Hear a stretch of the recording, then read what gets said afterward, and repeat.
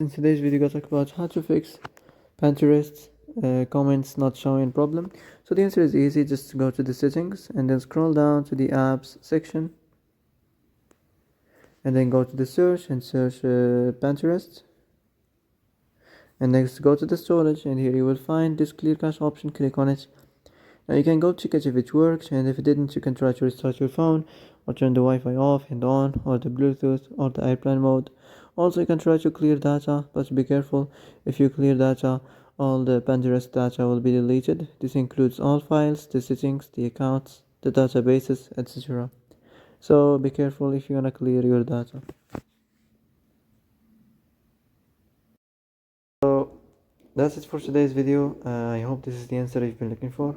And if you like this video, don't forget to like and subscribe, and see you in the next video.